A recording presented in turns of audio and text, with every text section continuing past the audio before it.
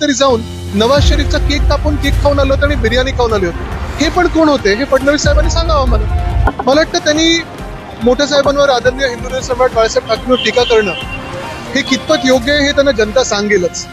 कदाचित आता वरिष्ठ त्यांच्या पक्षामध्ये राहिले नाहीत ज्यांना माझ्या आजोबांबद्दल आपुलकी होती किंवा शिवसेनेबद्दल आपुलकी होती, नाहीतर त्यांनी पक्ष फोडू दिला नसता. पण एक महत्वाचं, जेव्हा जावेद मियांदाद मातोश्री इथे आले होते, मी देखील तिथे होतो आणि तिथे मला हे आठवतं की माझ्या आजोबांनी ठणकावून सांगितलं होतं की जोपर्यंत पाकिस्तानमधून अतिरेकी हमले थांबत नाहीत तोपर्यंत आम्ही क्रिकेट तुमच्याबरोबर खेळू शकत नाही. हे ठणकून सांगण्याची हिंमत माझ्या आजोबांमध्ये होती. मातोश्रीमध्ये येऊन त्यांनी सांगितलं. पण दुसरीकडे आपण पाहतोय कोणीतरी जाऊन नवाज शरीफचा केक कापून केक खाऊन आलो होतं आणि बिर्याणी खाऊन आले होते. हे पण कोण होते हे फडणवीस साहेबांनी सांगावं मला.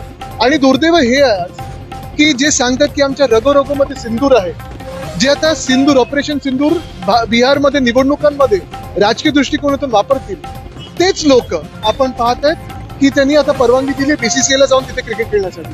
दोन्ही गोष्टी आहेत. बीसीसीआय जे सांगते की तुम्हाला ऑलिम्पिकचे कायदे बघायला पाहिजेत, जागतिक कर्टसी पाहायला पाहिजे.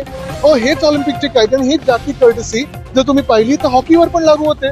तरी देखील पाकिस्तान सांगते की आम्ही तुमच्यासोबत हॉकी खेळणार नाही. पाकिस्ताननी बॉयकॉट केलंय.